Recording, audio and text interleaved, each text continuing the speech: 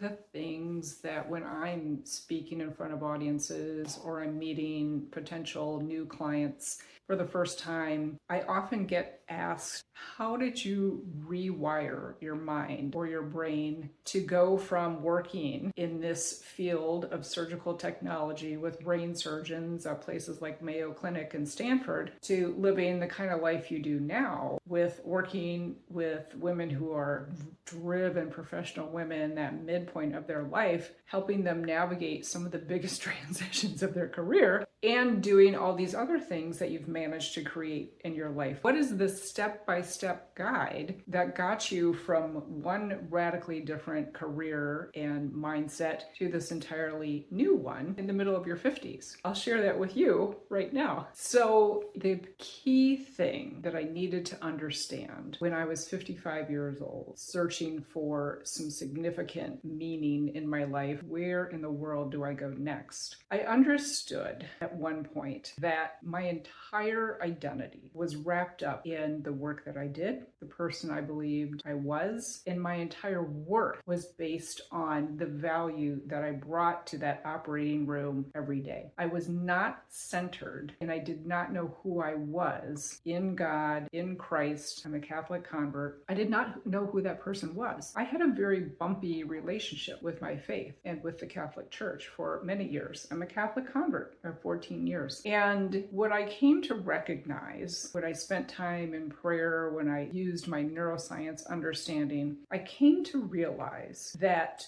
the thoughts, the beliefs that I was telling myself at that particular time in my life did everything to keep me stuck. What do you mean by that, Kathryn? What kinds of thoughts? What kind of beliefs? For instance, I had a tremendous amount of judgment about where I was in life versus where I thought I should be. And I was very, very hard on myself. I had just the cruelest conversations internally with myself about where I was and where I was not. And the step one was recognizing that I was in that thought process and allowing myself to move from a place of judgment to purely observation. What's going on in my mind? Why is it there? Is it even true? And as I got better at that observation, I was able to start really challenging and really questioning why I thought what I did. Where did it come from? Was it even true? If it was not true, what was the truth? And the reason I was successful in doing that is because I was also developing my faith practice at that time. And as you dive into scripture and you start understanding who God says you are, who you are when you are aligned with him in this world, is something, you are someone who is even more powerful, more creative, and more able to do the things in this world that give you purpose and to help you serve others. As he was teaching me that, it moved me on to the second step,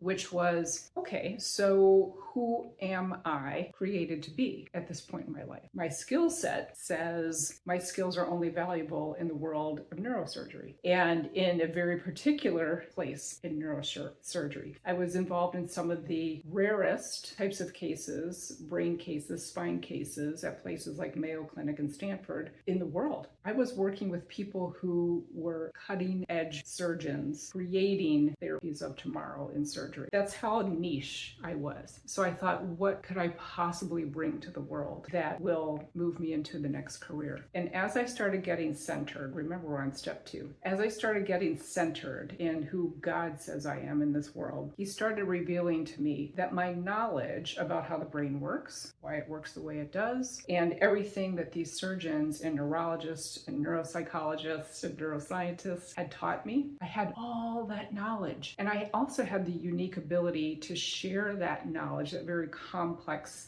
a lot of times very technical knowledge, in a way that was very easy to understand. That's when I speak to audiences, when I write, when I'm working with my clients. We keep things unbelievably simple and understand about what's going on in the brain when you find yourself stuck in some kind of thought pattern or some kind of behavior loop. So when I finally understood, oh my gosh, I have all this incredible knowledge, I have the ability to deliver it in a way that's understandable and relatable, incredible. What can I do with it? Who can I serve with it? And then the other piece that I discovered was that God gave me the ability to, I love teaching people. I love training people. So he helped me understand all these things about the brain, all these things I'm teaching you about who you are in me. I want you to put those two things together, and I want you to go out and I want you to start talking to people about how the brain literally has been created to seek me, meaning God, and how when you harness those two things together with a regular faith practice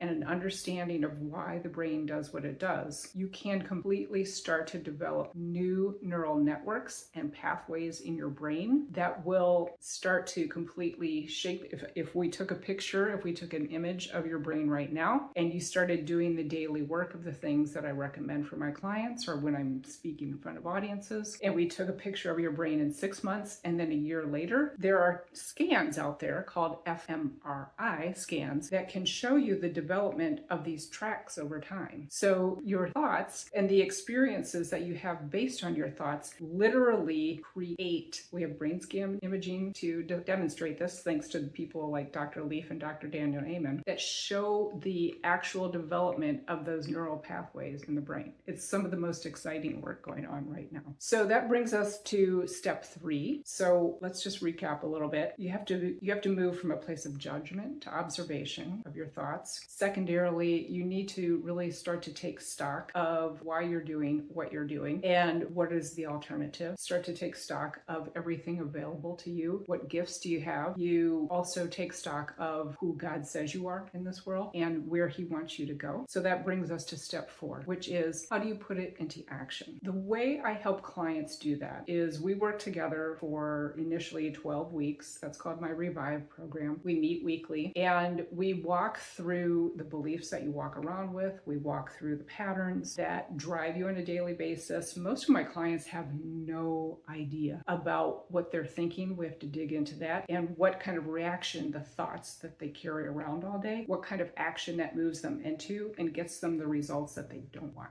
So we do some excavating there and then we work on that. As we move through that 12 weeks, I help teach clients how to do what I did, how to learn to observe, how to start to understand who you truly have been created to be. And then on a day-by-day basis, we do some exercises together, mental exercises, and we do a little bit of homework, takes a couple minutes a day, and we keep moving in the direction that creates that new neural pathway that I just talked about. So over time, if I had the ability to scan my patients, which I would love to do, I would love to scan them at 0 weeks and then at 12 weeks, and a lot of my clients end up working with me for an entire year. I would love to scan their brains at certain points to demonstrate to them that look at the power you have in creating and sculpting your mind over time. So that brings me to the last step is as you build that new neural pathway, you have the ability to make that your permanent default. It takes about 63 days, according to Dr. Leaf's work, to do this. But after that time, you have the ability to then turn it into your default. So all the things that you taught yourself and you taught your brain to do previously will still be there, but it will go into kind of a dormancy mode. And the new things that you're teaching it will start to become your default. So I hope that helps you understand a little bit more about the power that lives inside of you as long as you are aligned with God in your faith life and you have some understanding about the brain. If you need to know more, feel free to reach out to me. Also, let me know what you think about this topic in the comments. I'd love to hear from you. I totally nerd out over things like